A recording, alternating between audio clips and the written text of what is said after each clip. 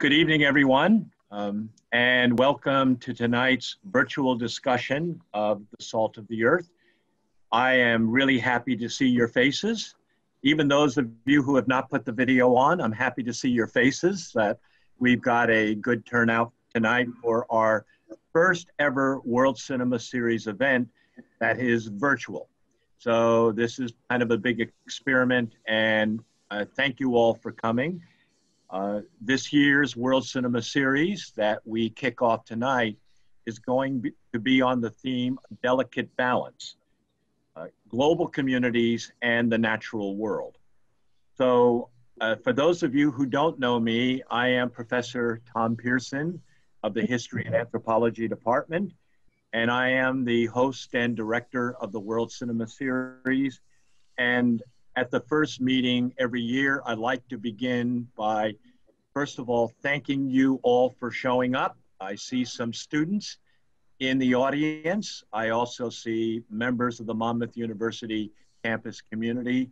A lot of good colleagues are here.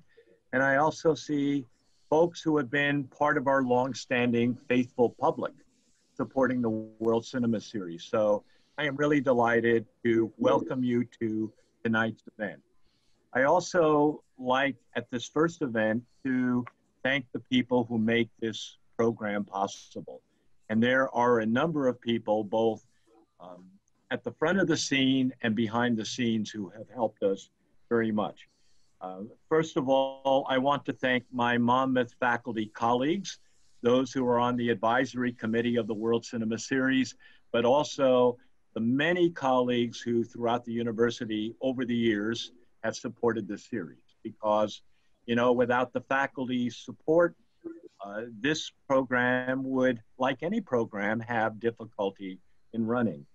I want to thank Provost Rekadata, Dean Richfight, Professor Randall Abate, whom you will meet a little later on because he's a discussant at tonight's event, but I'm thanking him because he's my boss.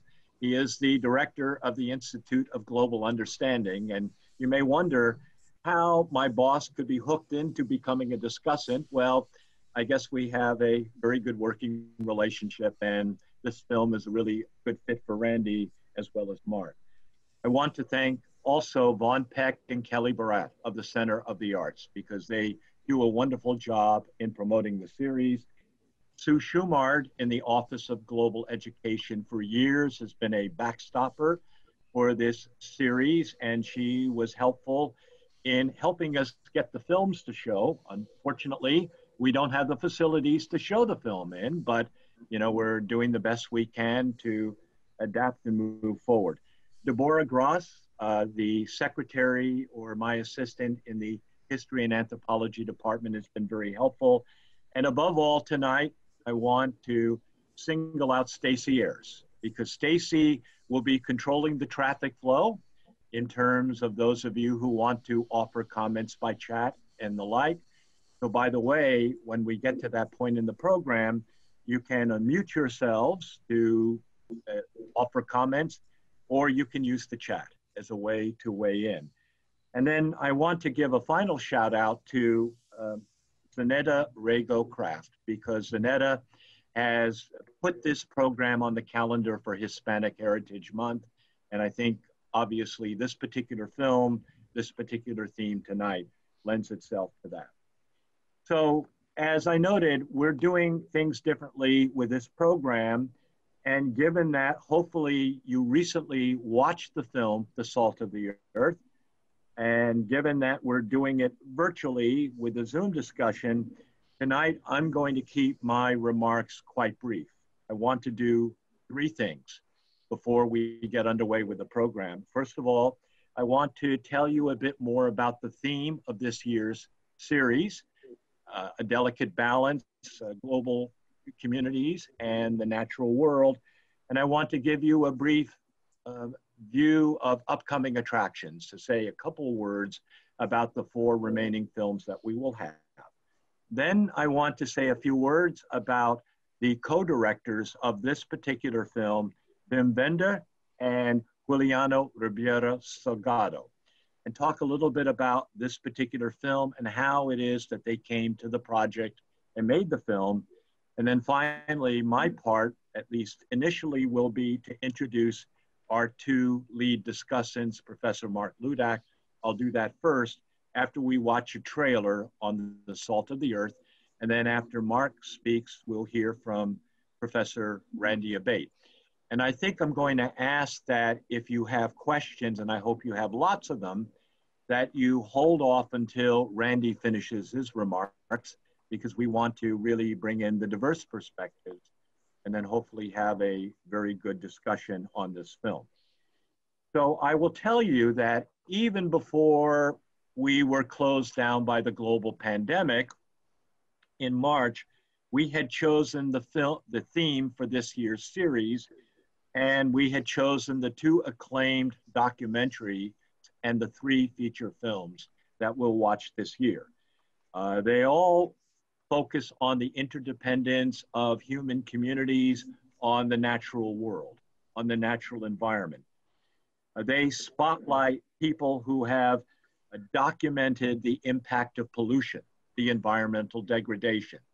The films also spotlight those who are environmental activists, those who have worked for environmental sustainability as we go forward.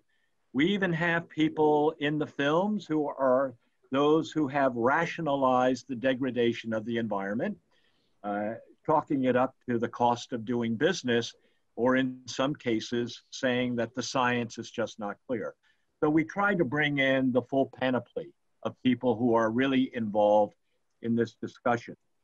And those of you who have attended the World Cinema Series in the past know the films we choose are not meant to be prescriptive or didactic. Really, the whole idea is to present films that have images, that represent dramas, that hopefully will stir those who watch the films and participate in the discussion to watch, think, and then comment. So that's kind of how we put together this event. So we have coming up very quickly on Tuesday, January 26th, the next film in the series, which is Bhopal, A Prayer for Rain, which is the drama about the Union Carbide explosion in Bhopal, India in 1984 that claimed over 10,000 lives. At that point, it was one of the very worst eco-disasters that have ever happened. And that film is very interesting. It's a feature film, a narrative film that stars Martin Sheen and Cal Penn in pretty compelling roles, because interestingly, as that film plays out, we not only get a sense of what happened, but we see how the corporate heads of Union Carbide try to deny any accountability for the accident. And in fact, for really about almost 30 years, they were able to avoid any kind of litigation having to do with that particular disaster. Then on Wednesday, February 24th, 2021, we're going to go into the seas, and we're going to watch Jérôme Salier's 2015 film, The Odyssey, which is about the life and the career of the pioneering ocean explorer Jacques-Yves Cousteau. It really documents his professional and personal triumphs and tragedies. And very interestingly, we'll see in that film how Cousteau goes from simply an explorer of the oceans, often carrying out corporate contracts, to becoming committed to saving the environment. And that is the result of really the actions of one of his sons, who moves him in that direction. And we're going to see some of that tonight as we look at the film. My hope, and it's kind of a far-fetched hope at the moment, is that somehow we will be able to show that film in Pollock Theater on the big screen.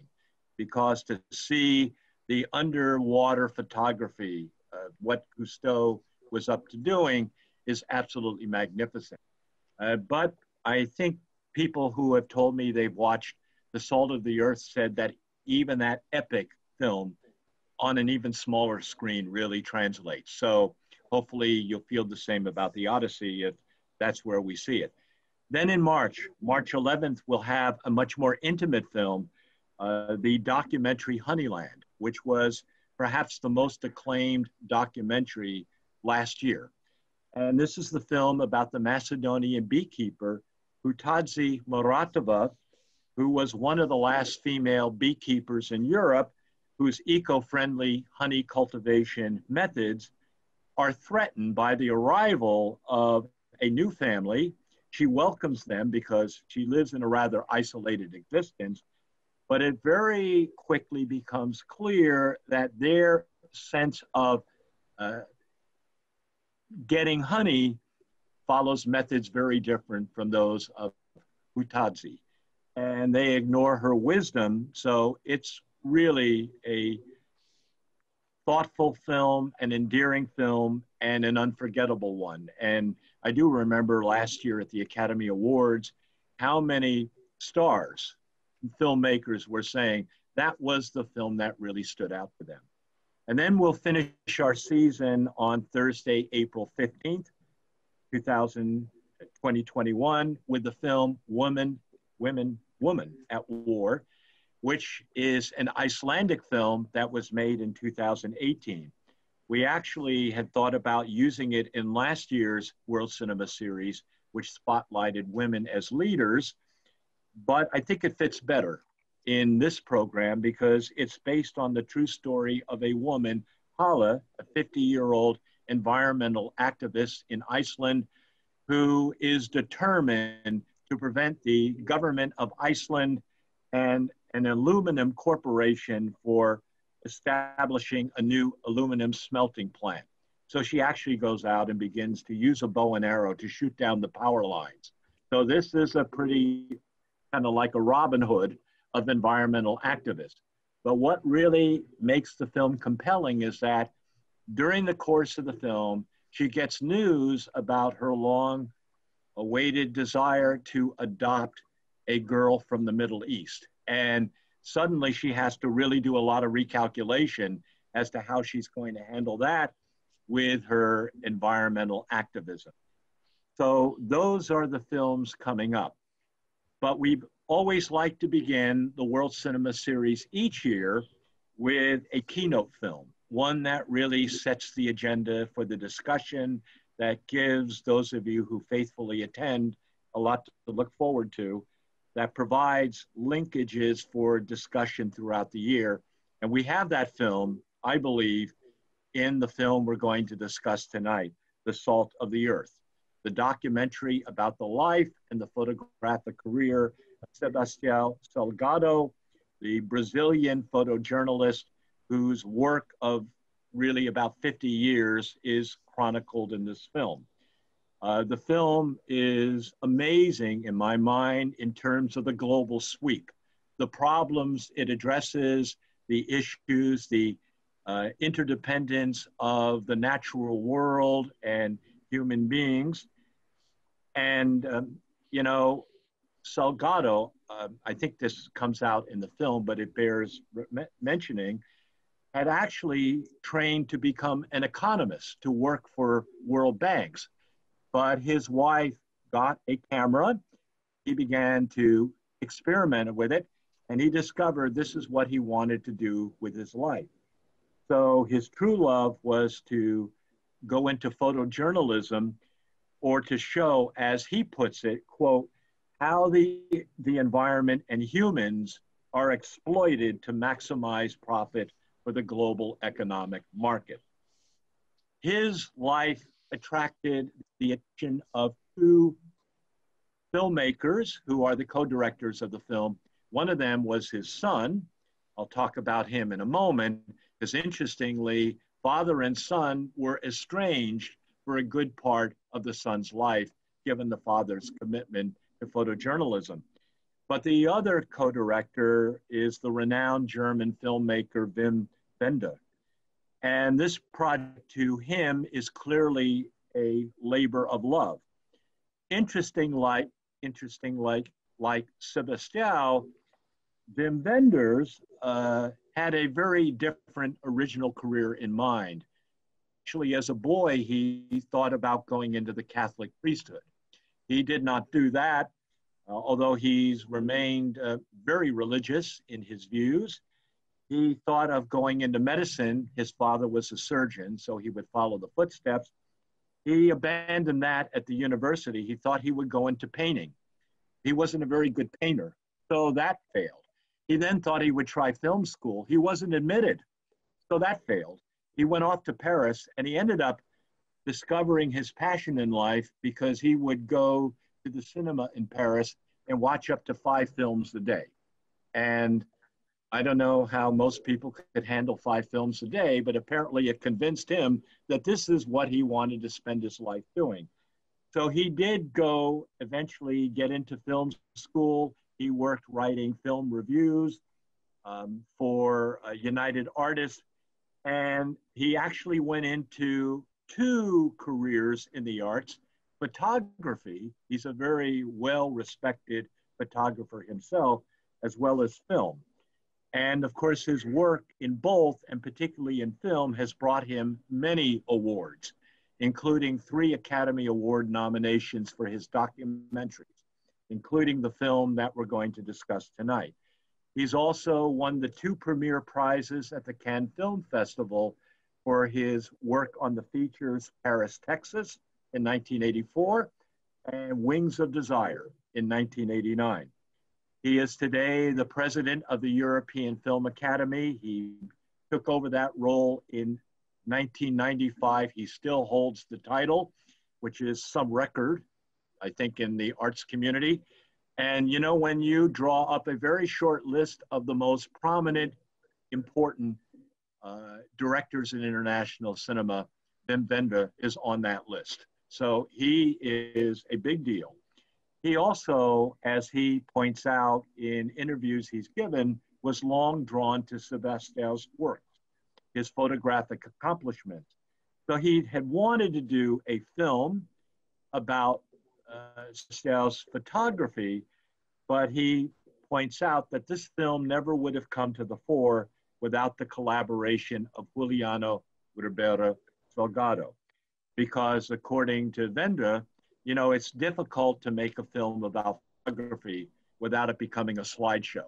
So he was trying to find a way, trying to find the hook for the series.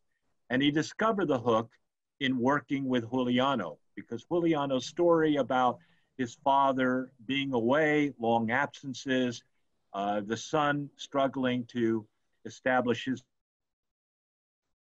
Wenders to not only do interviews with Sebastiao, but also to have access to the family history and the record. And out of that, he drew the narrative arc for the film. That was to use Sebastiao's work, his photojournalism, to allow him to be a witness to the great events that have happened on the planet, both with the natural environment and the interaction with humans. So as he puts it, Sebastiao becomes the great storyteller in the film, The Salt of the Earth. He uses his photographs to connect to sociology, economics, politics, history, virtually everything that has happened within the last 40 to 45 years. And the really sweet aspect of this film is that Wenders working with Juliano and Sebastiao actually brought son and father together. And at the end of the film, we see how they go from simply beyond this project. Sebastiao goes back to the family estate, and he begins not simply marking what happened to the environment, but deciding to replant the forest on his family estate. And he has since gone on to do more and more photojournalism about the natural environment. He actually says that up to that point, he was feeling pretty despondent about the human condition, but by becoming his own activist with his son, he now feels better. So we're going to really take this journey tonight on the salt of the earth. And before I introduce our first discussant, I've asked Stacy if she would cue up and play the trailer, The Salt of the Earth, in order to kind of bring us all back to the magnificent images and story in this film. So Stacy, take it away. Thanks, Tom. Before I show the trailer, I just want to let everyone know two things. One, this presentation is being recorded for posterity. It may or may not be shown at a future date. So if you do not want to appear on camera, don't ask a question live. You can use the chat function. If you don't mind being on camera, then feel free to unmute yourself at the end to ask your question. And I think that was it. So okay, great. Without further ado. Okay.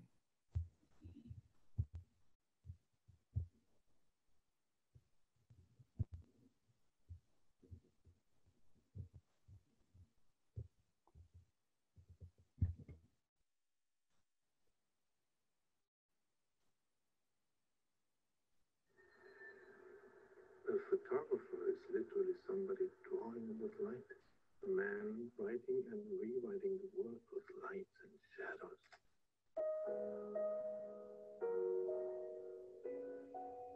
I first saw this picture here more than 20 years ago. What I saw profoundly moved me. I was stamped on the back and a signature, Sebastiao Salgado. Little did I know that I was going to discover much more than just a photographer.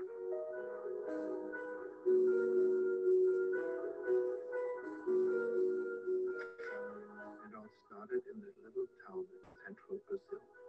When Sebastiao got a scholarship for a Master in Economics, he got married.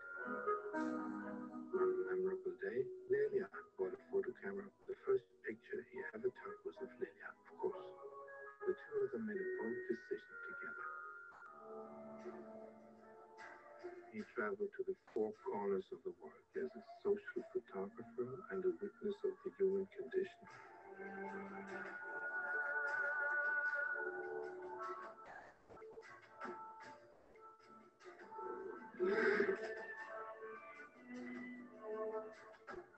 His photographs hold worldwide attention to the people of Africa and many other places. Sebastiao was trying to shine a light on the fate of the outcast.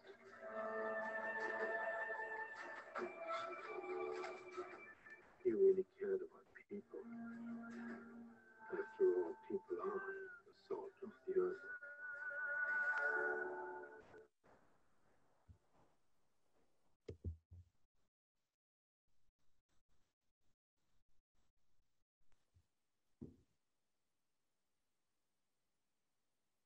Okay, thank you, Stacy. Very good. So without further ado, I'm going to introduce our first discussant. And, you know, one of the great pleasures for me in hosting is to find really good discussants. And actually, I have some people in this audience who have been discussants in the World Cinema Series before. So accept my thank you for doing that.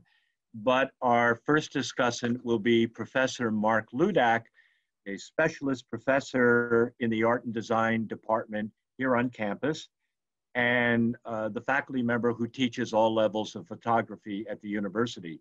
Mark is an alum of Monmouth University, having done his undergraduate work here. He did his MFA at Hunter College. Mark has many professional credits that include documentary, editorial, and fine art photography. His documentary photography particularly explores social issues related to human rights, public health, and the environment. So in many respects, I found when I talked to Mark, what a perfect fit for this particular program. And in fact, he reinforced that by telling me that he teaches Salgado in his classes. It's a particularly prominent aspect of his teaching. Mark's publications or his credits include many things, many important publications, including work in the New York Times, the Philadelphia Inquirer, Time, Newsweek, Der Spiegel, Vanity Fair, Focus, Mother Jones, the Utne Reader. He's had a number of commissions, and we're really very privileged to have Mark, with his background and expertise, to lead us off tonight and talk about our photographer, photojournalist Salgado.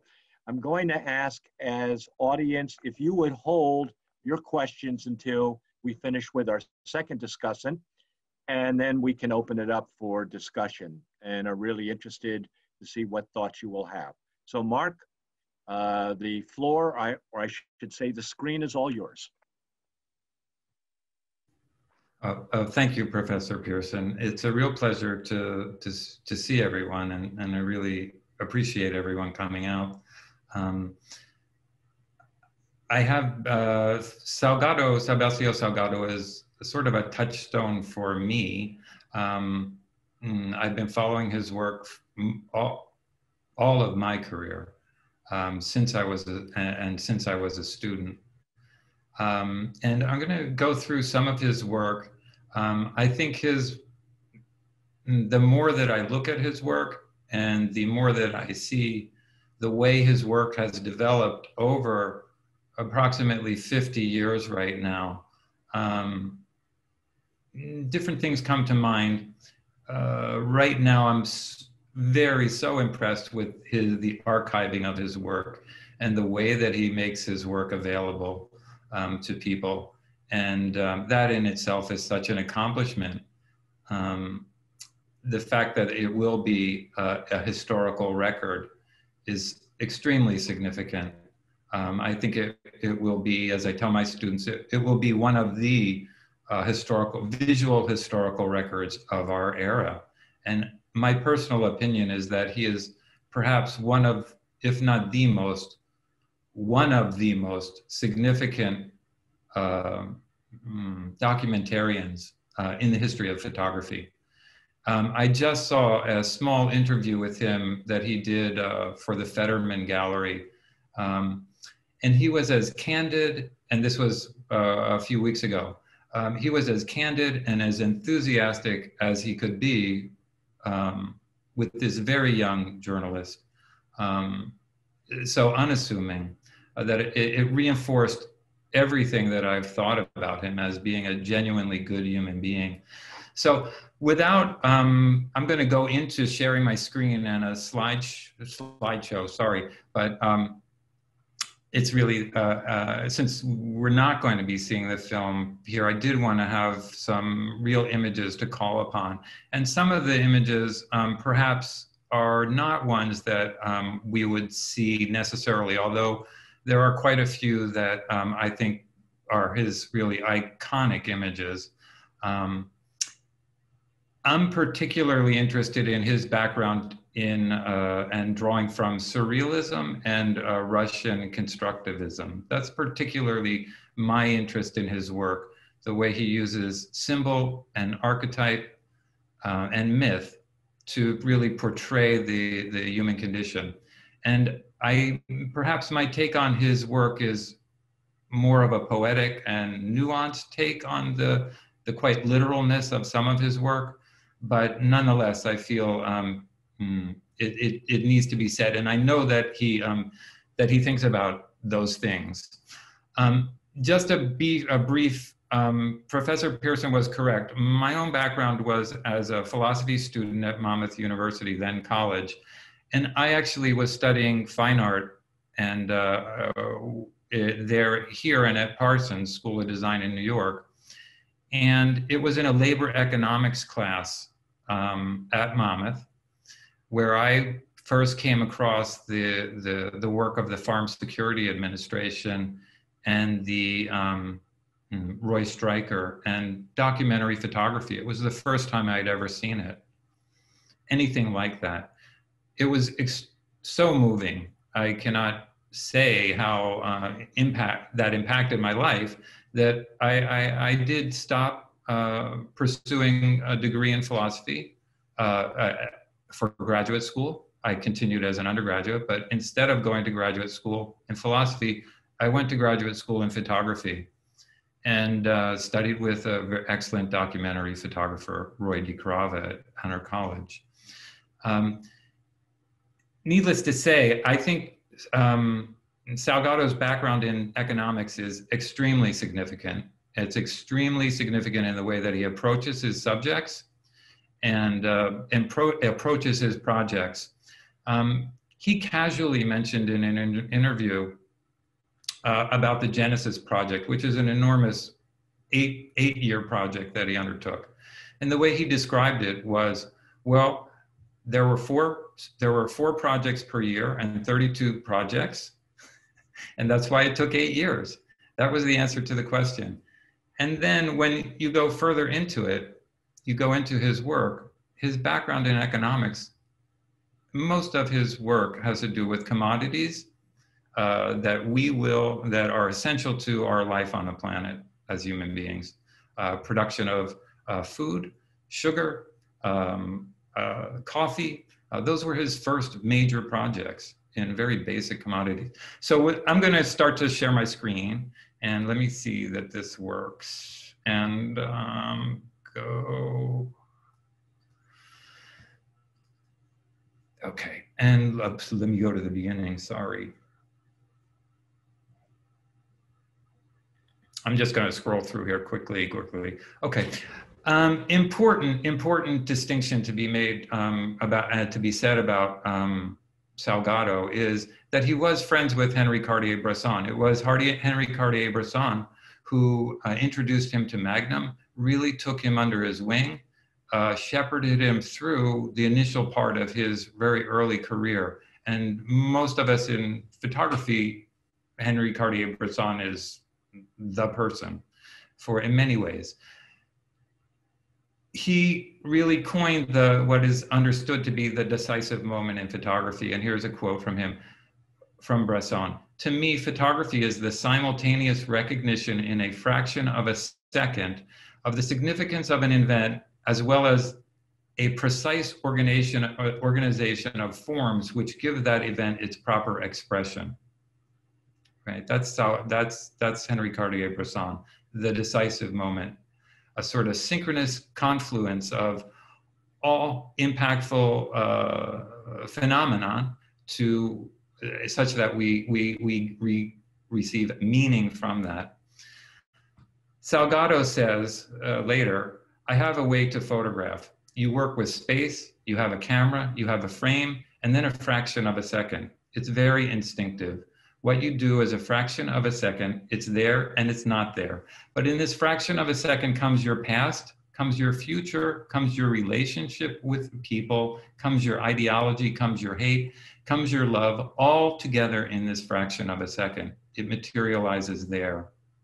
Salgado has said that his work is a mirror of his psyche in many ways, his relationship with the world.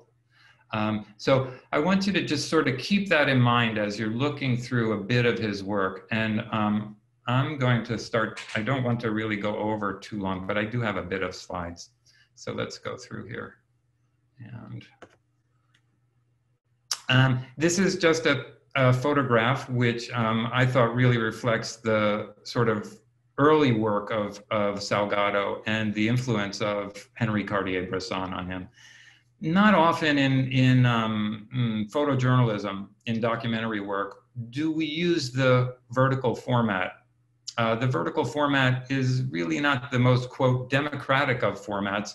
And we also mostly are interested in more of a landscape orientation or the implied sense of hierarchy that a vertical photograph has. But Cartier-Bresson used it, and Salgado uses it extensively as well.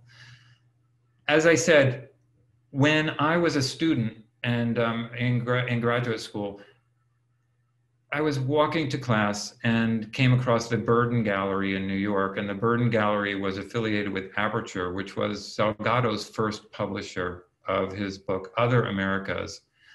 And I had known that Salgado, I had heard his name, that he had won a Eugene Smith Award, but I'd never really seen his work. And I came across, I saw this photograph, and it just stopped me dead in my tracks. And I wanted to find out more about it, and went into the Burton Gallery and saw his work and another photographer, Larry Fink's early work, Social Graces. But this work of Salgado's was just astonishing to me. And I'll go through. Wim Wenders also cites this woman, this Tuareg woman from East Africa, who suffers from blindness. What strikes me about his work is the simplicity and the economy with which he states very complicated moments and very complicated ideas. This is sort of a sort of perfect decisive moment photograph. The wind blowing these trees, blowing this bush, these black and white being picked up and echoed here. And then the content is just astonishing as well. It tells a story in a very compelling way of people leaving a land and going to another. And I need to be able to move this, good. The same here. Salgado has often been criticized with aestheticizing suffering, and he himself has said he simply takes photographs. As someone who's worked as a documentary photographer and has seen images of people suffering, we can photograph it or not. It doesn't help. Salgado wouldn't have been helping these Ethiopian refugees for whom he was working as Medicine Sans Frontières. He wouldn't have been helping them, and he wouldn't have been helping the organization by not taking these photographs. And it's a mixed bag, of course, but the images are so compelling, and it really put Medicine Sans Frontières on the map as well. And now the Doctors Without Borders is, of course, a huge organization that does tremendous good throughout the world. These are the images from the Sahel. They're very moving. And I found them to be extremely moving. And I'm going to just go through a little bit. It prompted me enough to go and explore his earlier work. And this is the work from Other Americas, for which he won the Eugene Smith Award. And it was his first book. This is a photograph of a communion and or children at a communion ceremony.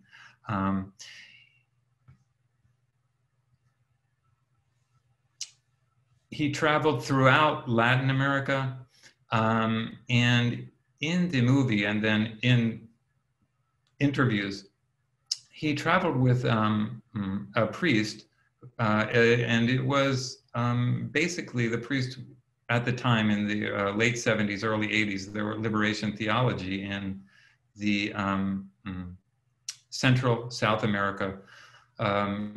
He traveled with a priest who was on a mission to, what would the word be, bring that type of awareness to the people through his efforts and through the church. And Salgado traveled with him. He makes a point that he never goes into a community cold, and that he always goes in really with an introduction. In this case, it was this priest and the concept of liberation theology. A cemetery in Peru. This is sort of what strikes me so much about his work, is his ability to really isolate in a very direct way something which is quite magical. Who is this person? What is this? What is this about? Raising more questions than it can possibly answer. This is a dump on the side of in Brazil.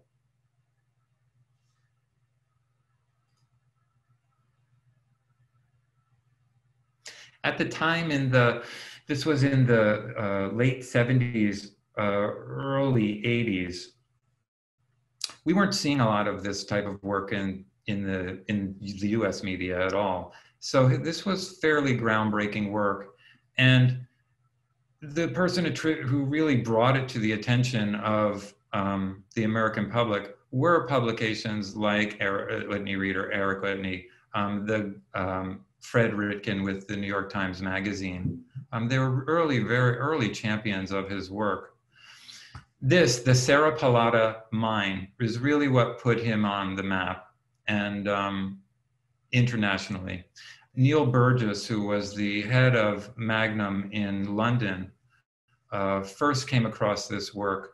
Salgado dropped it off at the London office of Magnum and wanted him to see if he could get it published in Granta magazine, which is largely a literary magazine that would do some sort of photo essays occasionally. And they had a fairly close relationship with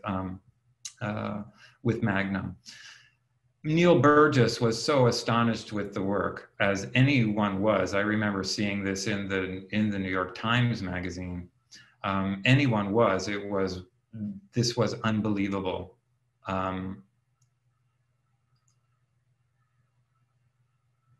Neil Burgess, this was originally published in the Sunday London Times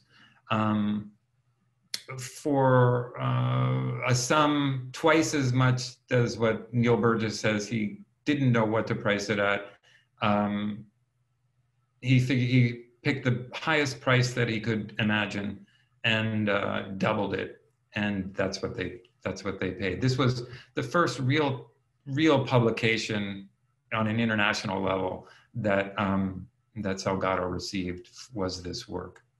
It's astonishing work. He was there for 35 days. I never left that mine. It's amazing work.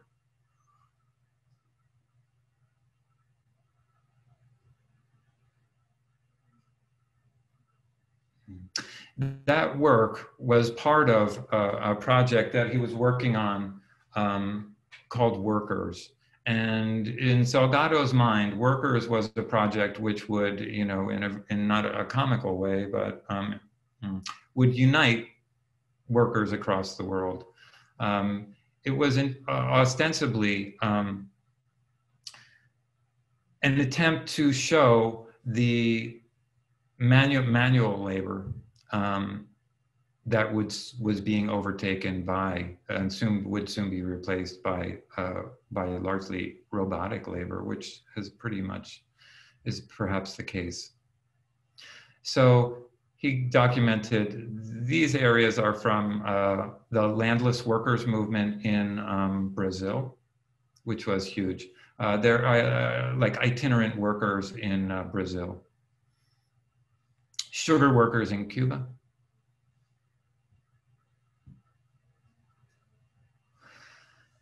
This photograph I'm including not because I think it's such a great photograph. I don't really think it's such a great photograph, but I do think it highlights the importance that Salgado placed on coverage and being thorough. It's a photograph from a series of poor pigs and a meat packing plant. And in that, most of what he was doing was going through and photographing sugar, pork, one of the largest eaten foods on the world, mining for steel in the Ukraine and Russia. Elementary sort of essential goods and goods really in our economy. Simultaneously, almost at the same time as he was working on that, he was pursuing a project in Africa on migrations of people. And this is an overview of a valley where people were exiting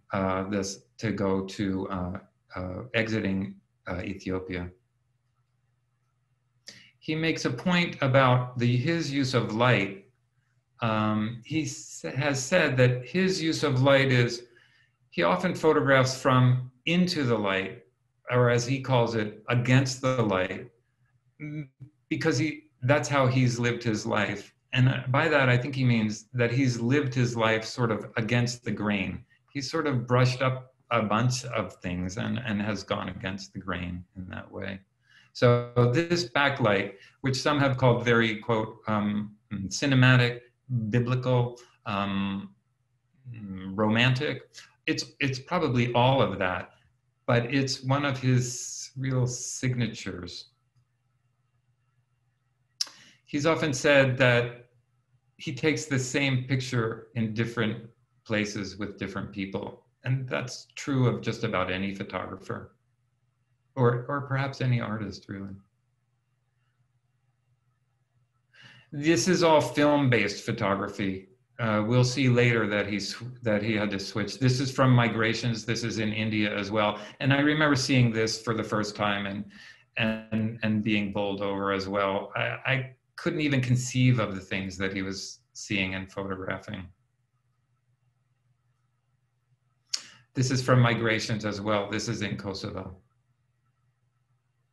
And this sort of shattered wind, it's sort of very poignant. Also from Migrations.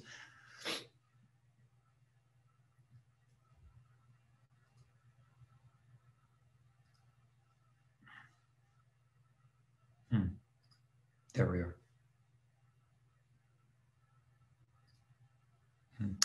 Early in '92, he went to Kuwait when there was a war.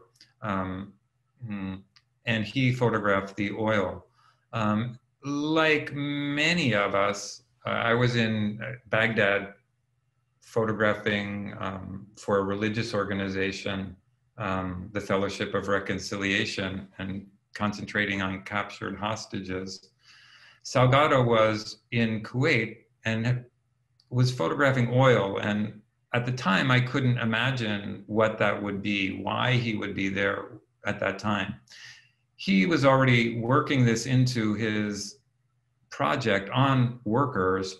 And when I saw these images in Life magazine, I knew exactly why he was there. They're stunning images. And it's only with his sort of foresight and planning, and then his ability to act quickly and make the connections to get the approval to even get there, to photograph these crews capping the oil wells. Doubly impressive, on top of being stunning images. This image of a bird covered in oil, he relates of a story coming across a scene with a horse, a white horse that was coated in oil, just wandering through the landscape. In 1994, yeah, around there, 94, 95. After Salgado had been in Rwanda photographing for his migration series, and like many photographers who had been there, when he returned, he wasn't quite the same. And it was at that point that he really stopped photographing for a while.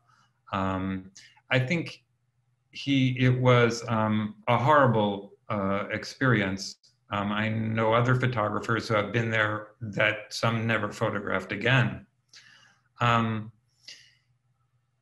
After that, he returned to Brazil and began to plant his family farm, reforest his family farm. And I think this was a way for him to really regenerating the earth, was regenerating his spirit. To raise money for the trees, he was giving a series of talks, and I attended a lecture that he gave in San Francisco. And this was one of the first images that he showed. This sort of armored hand of a, I think it was a Gila monster or an iguana. And I was just stunned when I saw these images, because so far I'd only seen pictures of humans that he had photographed. And here he was having this ability to just crystallize the world, the landscape, the animal world in such a way that it just transported one in another dimension, really. This is one of his more quiet images that I think is probably one of my favorites from his Genesis series. And it's a whale that's, of course, going underwater. And for me, I think normally one wouldn't have seen such a quiet image from Salgado. We were much more familiar with these really dramatic images, really in your face in many ways, but very dramatic. So to see this sort of quietness sort of appear in his work, like this image here, of the Arctic wildlife, Arctic refuge, I believe it is, yeah. Very new. He was criticized for this work. This wasn't popular work for him within the photo community at that time. This was also a big switch for him over into digital, as opposed to shooting film. All the travel after, this is well into the Genesis project, is 2004 approximately. He had to switch to digital because it was no longer really possible to travel with film. Again, here, the wildlife refuge. And you were starting to see real consistencies of pattern in his work and real themes that he's repeating and getting much more, what would the word be? Abstract in his work. This, I just have no words for this. I don't know how it's perfect in so many ways. And I think in so many ways it's so loaded for us as a human species. That sort of penguin sort of flailing himself into this ocean. I don't know how penguins do that in the first place, but it's sort of the human spirit in the same way diving into these depths. It's quite, I think it's a potent symbol for him at that time. And these again, these more quiet images from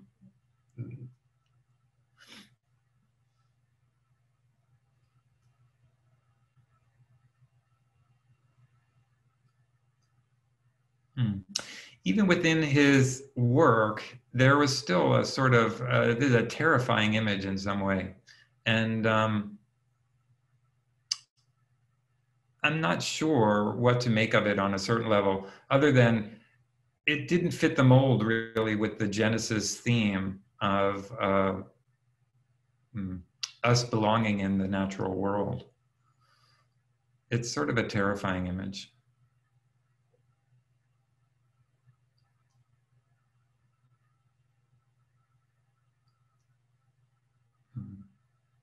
This series from the Arctic, the relationship of the sky and the earth, and the people that sort of almost live in between the sky and the earth.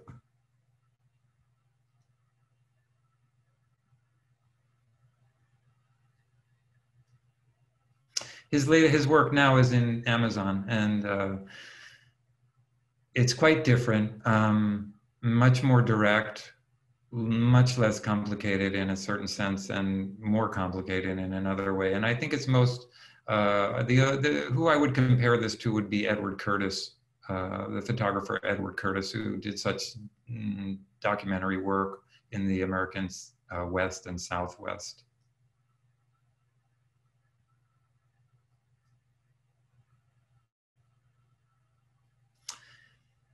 Here's a statement that he made, and I'm not exactly certain why he thinks he's not an artist, but this is what he says. I'm not an artist. An artist makes an object.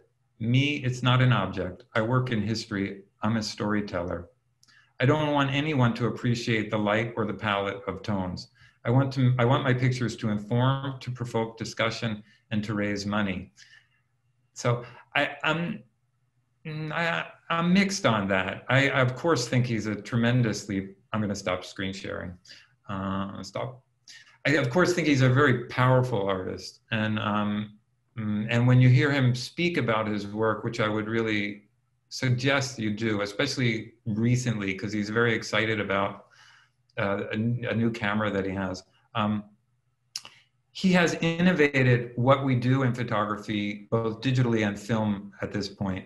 Many photographers now are using methods that he really pioneered because of his love of film. He translated that into the digital realm. And so much of much software and even a process of converting digital files back to negatives and printing from that, printing from an original negative, he really pioneered that work.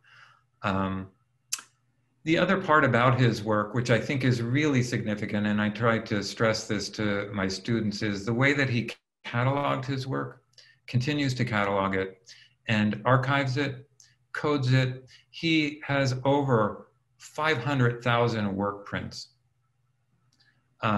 He's extensively documented this work.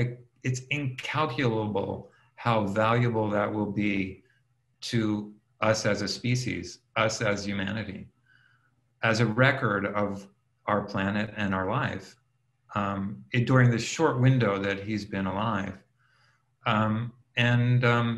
He, of course, continues to inspire. He's still working now.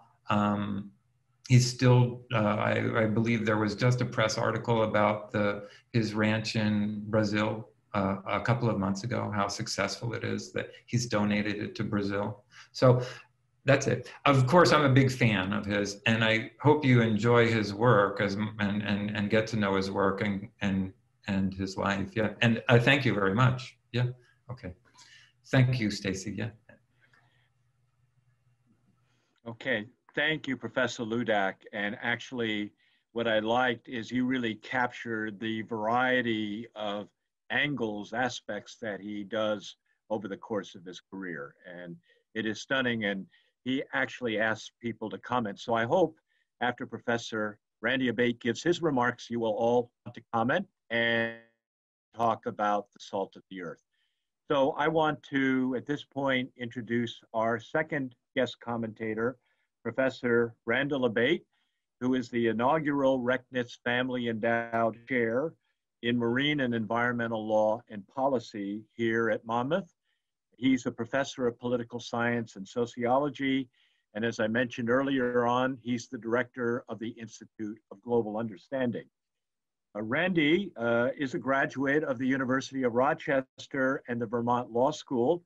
He actually came to us just 2 years ago in 2018 after teaching 22 years at 6 US law schools, most recently Florida A&M University College of Law, where he served as the Associate Dean for Academic Affairs. His teaching largely focuses on international and comparative law. He's delivered lecture series on environmental and animal law topics in many countries. I dare say Randy is probably almost as well-traveled as Salgado. And I don't think you've been to Antarctica, but I think you've been to all the other continents. Am I safe in saying that? I was just trying to grasp what you've done. In 2013, he taught a climate change law and justice course at the National Law Academy in Odessa, Ukraine on a Fulbright grant. He has authored 5 books, over 30 journal articles and book chapters on environmental and animal law topics. And his recent work is focusing on climate change, law, and justice. So obviously it's a great pleasure, and I'm thinking that Professor Abate will also give us really interesting thoughts on Salgado, which may be somewhat different than what Professor Ludak has shared. And I'm looking to see how that combination of insight works for the discussion coming up. So Professor Abate, the screen is yours. Thank you so much for that kind introduction, Professor Pearson, and I want to commend you for your work for many years on the World Cinema Series. It is just my 3rd year here at Monmouth, but I can already see what an impact this series has made. And of course, I'm particularly excited about the series this year with the theme on the environment, which dovetails so nicely with what the IGU is doing. And it's just an honor to be a partner with this esteemed series. And also, it's a fantastic prelude for our feature event of the academic year in the IGU, which is our symposium, which is scheduled for March. And the theme of the symposium is human rights in the environment. And that's where I would like to pick up in terms of sharing some observations about this film. Professor Ludak did a fantastic job of diving into the work of Salgado, his knowledge, his expertise in understanding the photographic dimension of his work and how it conveys so many aspects at such a global reach, and really conveys the suffering and the human condition in so many ways. My remarks are going to focus more on how I feel the work does such a great job at conveying that intersection between humanity and the environment. We don't live in a vacuum as humans. We are inhabitants of this planet, and there is just no way to separate the human condition from our impact and our relationship to the natural world. So just a couple of examples of that in the film. We saw, as Professor Ludak showed us, the image of the mining, and how the film kicks off with that very provocative image, and how on one level it's a really compelling human story about how there's human suffering and really oppressive work conditions, health and safety threats from working in that environment. But at the same time, it's a threat to the environment itself, mining as one of the most impactful and destructive activities on the natural world. And then also the migration theme. The migration theme certainly prior to the past few decades was often a more of a humanity and politics and culture and poverty kind of a theme, where people are forced to migrate from one place to another. It often had environmental connections, but nowadays it's very much driven by our biggest common threat, our biggest existential threat as a species in the face of climate change, and how climate change is driving so much of this migration. And it's really a major topic in the field of climate change law and policy. So I just want to make points on two very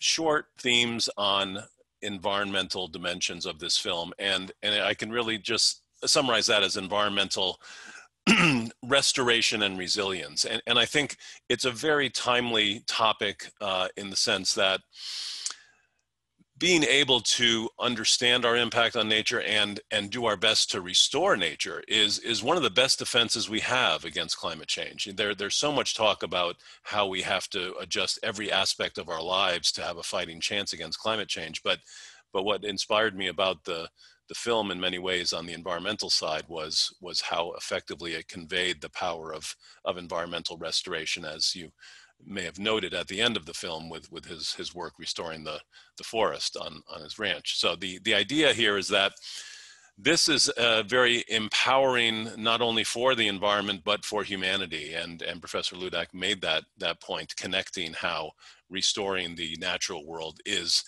restoring the soul of humanity at another level. So this is something that is empowering to humans because it's most within our control. We can rebuild what we've destroyed. It's not a fait accompli as far as our ability to respond to the threats we face in this climate change era. So two themes about environmental restoration and resilience that I wanted to focus on. One is what's known as traditional environmental knowledge. And in the film, you noticed indigenous communities, Africa, the Amazon.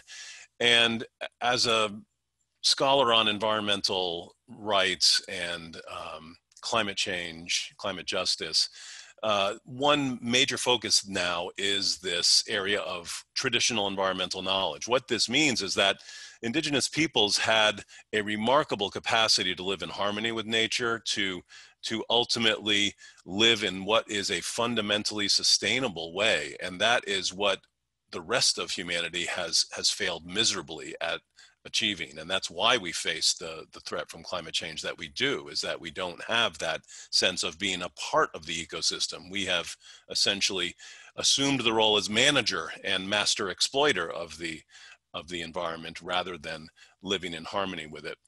And so much of the literature now is looking to take a page out of the playbook of the indigenous communities around the world, and how their ability to adapt to the environment and live in harmony with it is the most important lesson for the rest of us to survive and stave off the threats of climate change. And in a nutshell, to move from this anthropocentric paradigm, how humans as the master of nature, which is certainly never true. Even if we think that way, it's not the way it works.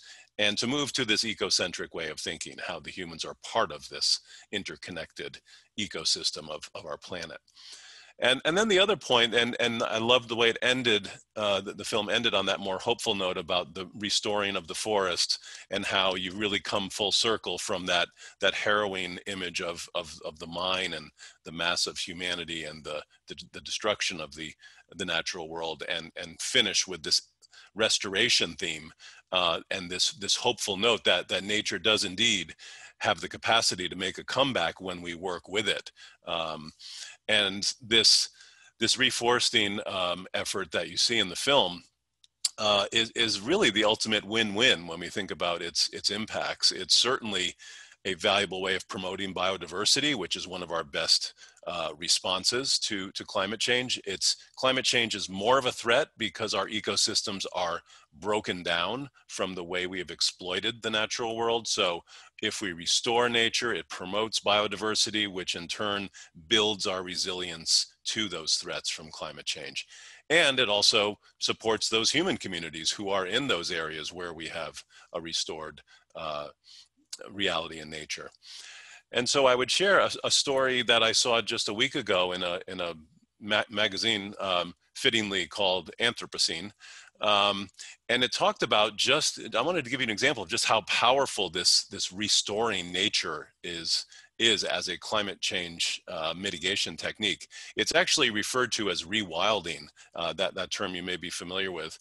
And the idea is that there's a proposal, an effort in place now that currently 80% of the world's agricultural land is devoted to raising and feeding livestock. And that's a daunting figure. And the proposal suggests that if we were to return all of that grazing land back to forest worldwide, and a study was done that there are areas across the globe collectively that would amount the size of Russia that could be rewilded, taking those grazing lands that are supporting agricultural, animal agriculture operations and return them to forests. That could roll back 10 to 15 years of global greenhouse gas emissions and the impact we're having on the planet with climate change by sequestering vast amounts of carbon, which is really what our charge is if we're going to be able to stave off the worst impacts of climate change in our lifetime in the next 20 to 50 years. And that's really powerful, because when you think about it, that sounds like a very drastic adjustment in our lifestyles that would essentially require about a 70% reduction in our consumption of farmed meat. But when you think of the alternatives, what scientists are now telling us is that without that kind of dramatic lifestyle change, it would otherwise require very invasive climate geoengineering interventions, which would involve things like injecting sulfur dioxide into the upper atmosphere to artificially cool the planet, to simulate a volcanic eruption, but on a planetary scale to try to cool the planet. And then there's proposals about seeding the ocean with iron to enhance the absorption capacity of the ocean for carbon removal.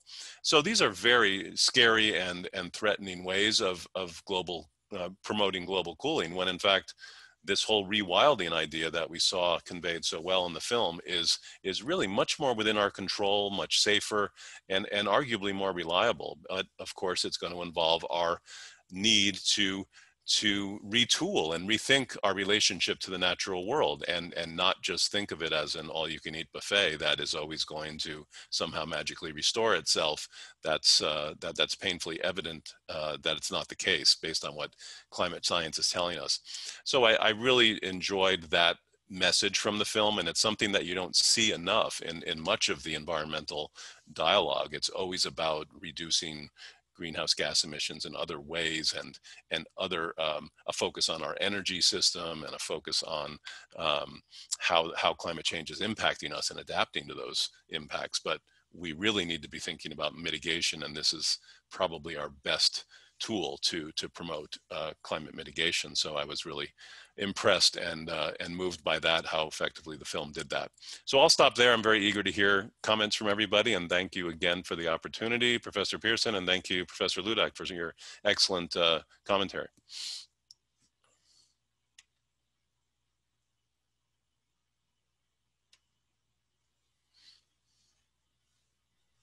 Tom, you're mute. Tom, you muted. Okay.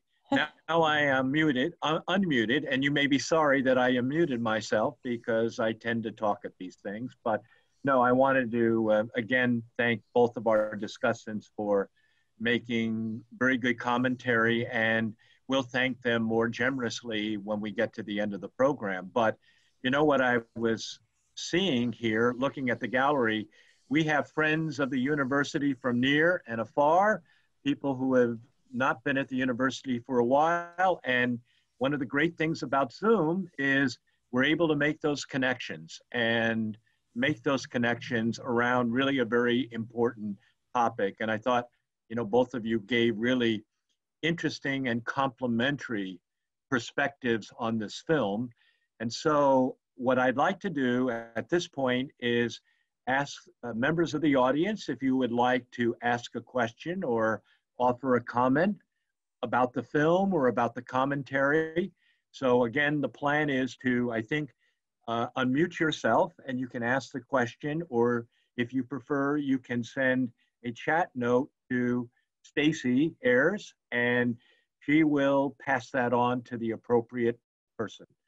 So I actually have a couple questions in the wings, but I'm gonna hold mine because I have to think that I know a number of you have seen the film prior to tonight, and it's very powerful, and there's so much about Salgado that is really interesting. You know, the whole empathy, the compassion that he brings to his photographic work. And Professor Abate, I really like your touching on the uplifting themes at the end and connecting it to mitigation strategies that don't really suggest the end of the world, even though we hear that all the time. So anyway, without further ado, it's open for members of the audience. So, okay, John. Okay, okay. Okay, so again, just unmute yourself and I will try to recognize you. If you unmute yourself, and I see, I'm new to Zoom technology, but I see the yellow box comes up. So it's like Hollywood Squares. You used to win something in the old days when you played that game, but you'll win the chance to ask a good question. So anybody have a question to ask? I have a question. Okay, John.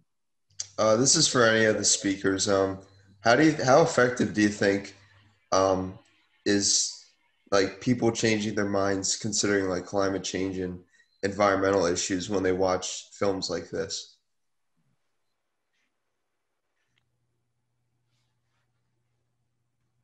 What do you think? We'll start with the discussants.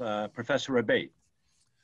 Yeah, I can certainly speak to that. I mean, as someone who's been teaching environmental law and animal law for many years, one thing that I've seen that's routinely the most impactful way to get the general public thinking about these issues and talking about them is film. So when just some prominent examples on the animal side and dovetailing with environmental, Cowspiracy, Blackfish. I mean, some of these films just were revolutionary in getting things out to the public's attention that scholars and the media otherwise weren't doing, and it was really just inspired mobilized a movement of awareness that otherwise wouldn't have been there. So I think they're really quite powerful, and films seem to be the way most people get a lot of their knowledge. It may not be the best way to operate in society, but it's a very impactful way to communicate. Mm-hmm. Yes. Hello. Hi. Yes. Professor Mitchell. Welcome. Nice to see you. Nice to see you. I'm the Monmouth person from far away. Anyway, I enjoyed the film, the discussion, but I had troubles with the film. One of the things that struck me about Salgado when he's talking to his son, Giuliano, he says, taking a picture, the important thing is the composition, right? Is the composition. Well, the film has a composition too that was a bit problematic for me, right? In the first section of the film, the lack of context about all of that brutality, which is real. And by the way, those photos are incredible, right? I mean, they're very moving and powerful, but it also lacks a kind of context, and it leaves a sense of that humans are basically horrible to one another, right? The way it's presented in the film. And one of our evolutionary, advantages has been our ability to cooperate, right? To create cooperative. And so it leaves that kind of context. And the other thing is, and I love the regeneration project that he's engaged in Brazil. And by the way, I have been in Minas Gerais in Brazil. It was a major center of mining. It means general mines. And one of the producers of wealth for Portugal, right, and the world economy. At the end, when he visits the so-called uncontacted tribes, right, he's being filmed by people filming him, and he's there. And one of the things we know as anthropologists is you don't go into uncontacted tribes without bringing diseases with you. And they're extremely susceptible to diseases, measles, whooping cough, etc. And that was problematical to me. And also the kind of structure of the film where the people taking films of him taking films is disguised, right? So it's a hidden part of the production of the film. And that was problematical to me, and which is not to deny, the powerful images and his incredible work of Salgado himself, but it kind of prompts me to go see, how does he contextualize everything that he's taking of those photos? A photo doesn't stand in and of itself because it is composed. Right, right. That's right. Yeah. Hey, interesting. Professor Ludak or Professor Abate, do you want to? Sure, I'll jump in. Some thoughts, I think all of the things that you raise are legitimate concerns, and it's certainly a slick production as a movie. He did speak, one of the things that he said in an interview outside of the context of this film is that he does think that solidarity and community are the saving grace of humanity. And he also said that after Rwanda, I think he had a major life crisis. And he speaks of it as an illness, but I suspect it was a major crisis in his life. I think he used his regeneration of the forest in a very therapeutic way for himself. So I think that's how it got started. Wim Wenders and the marriage of his son's film and the sophistication of Wim Wenders, it's not necessarily a good mix, film-wise. But he makes it work. Wim Wenders makes it work, and I don't think there would be a film without it. That said, the other part, and a significant part though, when he went to, and I don't know if it was with this film, but entering into indigenous communities in Brazil, of which he has extensive knowledge, in a subsequent interview on that exact subject, he is an amazing wealth of knowledge on just about anything that he goes in and studies, anything that he's photographing.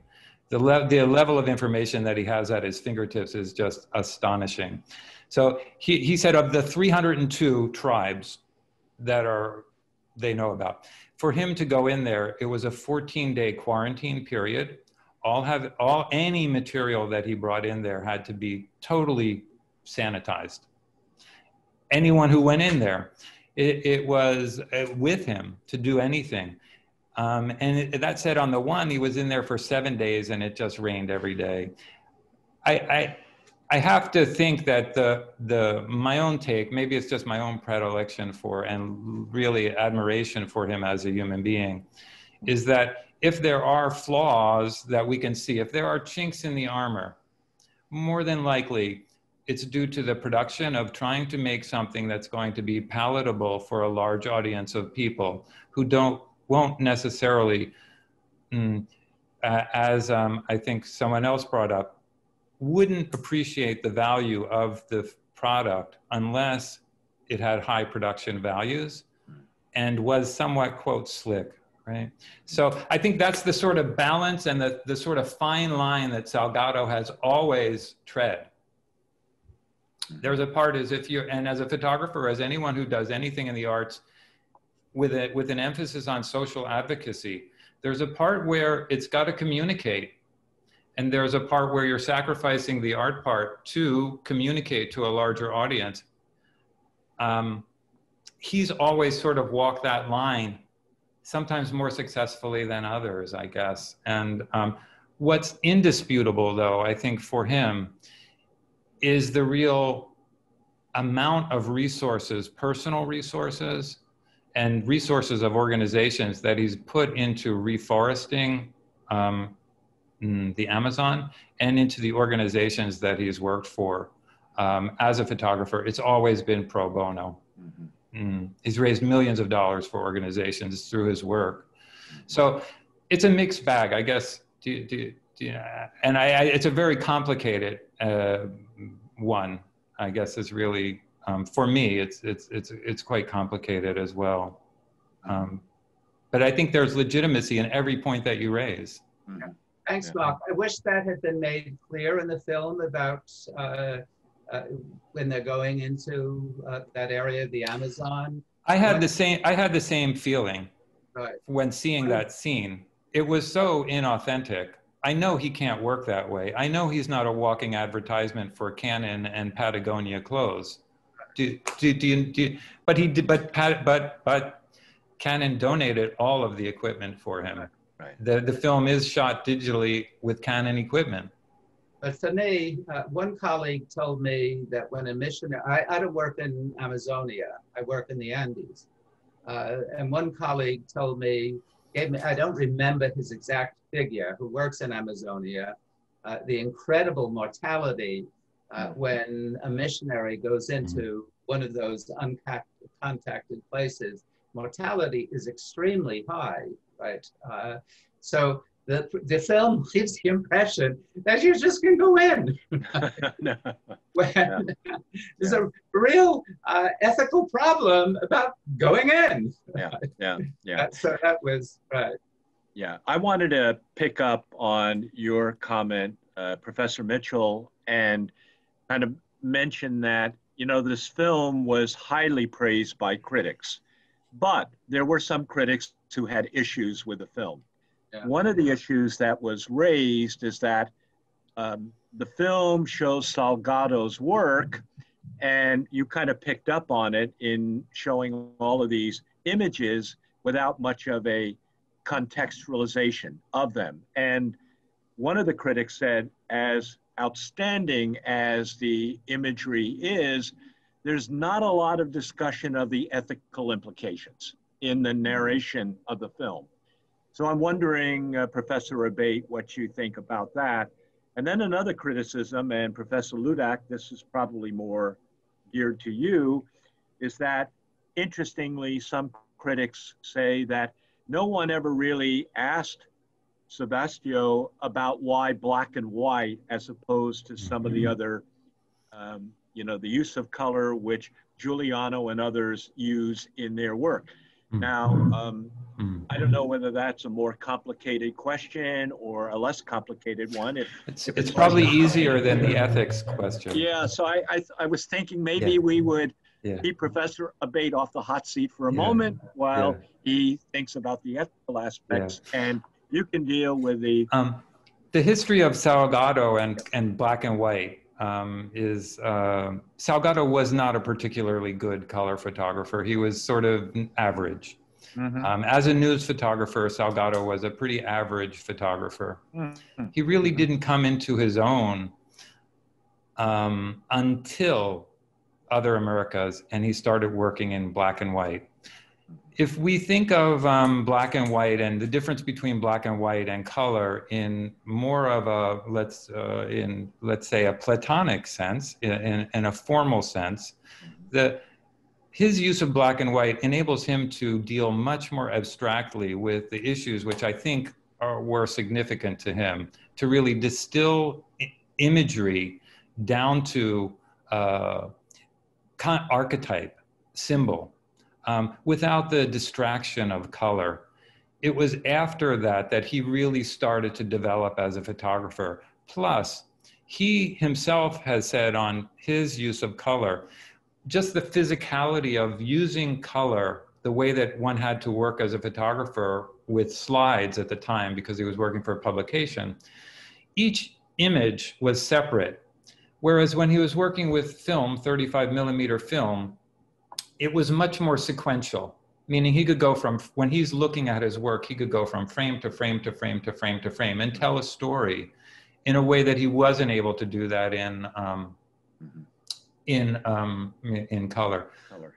So the other part is, for him, I think they're very different mediums. Color, someone who has a good color eye is not necessarily a good black and white photographer, and someone who's not a good black and white photographer is not necessarily so for him, that's really where he found his voice. And I really do believe that was the result, probably the influence of Cartier-Bresson. You have to remember, at that time when those images were being published in the late 70s, early 80s, we didn't have USA Today, many of the, in color. There wasn't color in publication, news publication yet. And magazines were all color. When they went to all color, they didn't want to look at black and white anymore. So his work at that time, it was groundbreaking that the London Sunday Times would publish a major 8-page essay of black and white photography was groundbreaking at the time. So he really broke new ground in that way. So I think it's a very significant thing that his work is in black and white. It's even significant to this day. Yeah. Good. Okay, Professor Abate, the other question about the ethical issues that the film really presents a lot of images, but it seems, according to some critics, not all of them, but a few that I did read, that they thought that there should have been more discussion of that, perhaps as a way to tie together the film. So what are your thoughts on that? I shared that impression to some degree when I watched the film. I wanted more context. I wanted a little more of a story that went beyond the images. I mean, the images were fantastic, and even though I'm much more of a verbal than a visual person, I really appreciated the story that was told through the images. I don't see it so much as an ethical issue as just a reflection of just the sheer scope of what was conveyed in this movie. I mean, if there was more context throughout, it would have been 5 hours long. I mean, it just covered every corner of the globe and had a variety of threads going through it on different levels about his life and where he was filming and the condition of those people and those resources where he was. So, I mean, it easily could have been 3 films if it had been filled in with all that context. Right. Yeah. Okay, other questions or comments? And I'm going to go to another screen because I want to make sure that everybody has an opportunity here, but Anybody have question or comment? Okay, let's see. Okay. Any thoughts? Oh, Claude has a question in the chat. Okay, all right. I'll read it. Do you think there are challenges to the reception of these kinds of social documentary photography images, I'm assuming, in the age of digital manipulation practices? Will people believe what they see? And yes, I think of course. And that would, people do question that. And that's a major issue that we, in our advanced level photography classes, we go over. These are specific types of manipulation, which are not okay. As things have gone to digital, one of the, and his latter work, definitely reflects a digital process. One can see it immediately. Things which were not possible to have done with film are done with his latter imagery. It's not necessary. I don't think he crosses a line to eliminate content or add content which isn't there, but definitely it's a different type of image. Will people believe what they see? It's hard to tell anymore.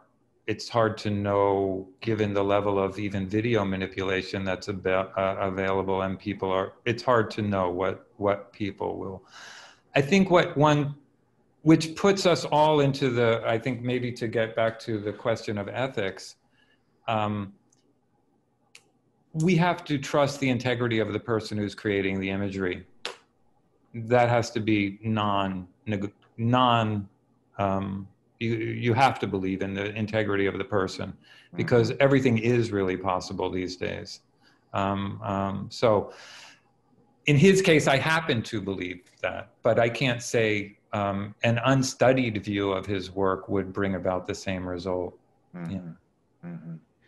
Yeah, it's a really interesting question. And I'm thinking, Professor Vinovich, the conversation we had in your class last week about the big existential crisis being climate issues, and now there's just so much doubt and skepticism about images, any kind of images. It makes, it seems to me, even more difficult to get real input into a discussion about the magnitude of this existential crisis and the ways to deal with it that Salgado has laid out for us. So I mean, really, really difficult situation.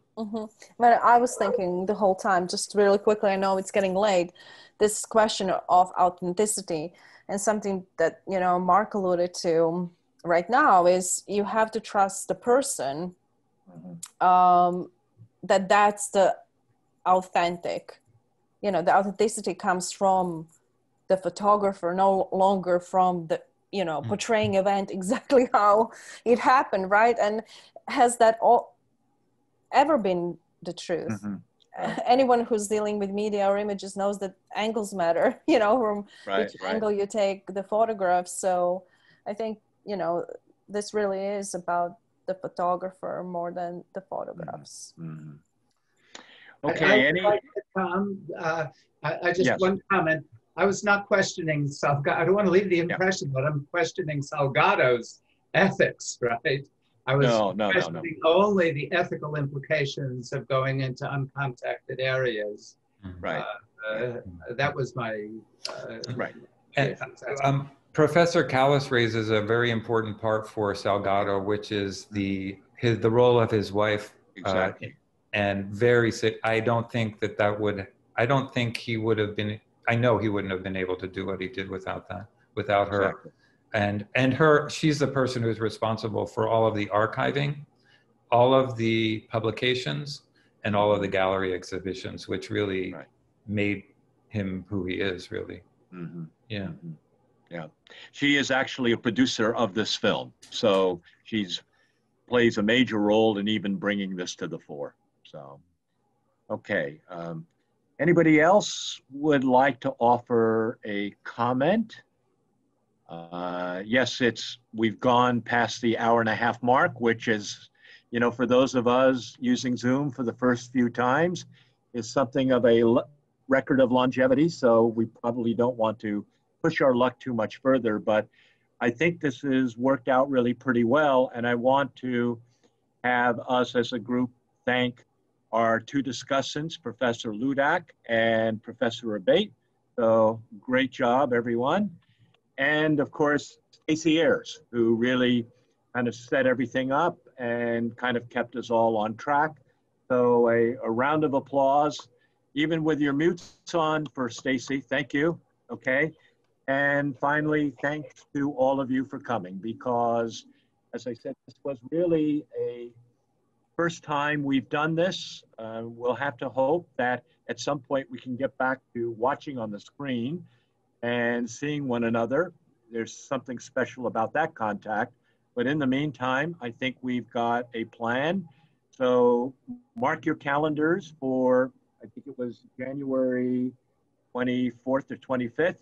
Bhopal, A Prayer for Rain. I think you'll find that a very good film, and that raises a whole host of ethical issues. So we will not be wanting for that discussion on that night. So everybody, thank you. And I will see you soon. And again, thanks for showing up and helping us out. Okay? Thank you all. Bye-bye. Hey, thank you all. Thank you.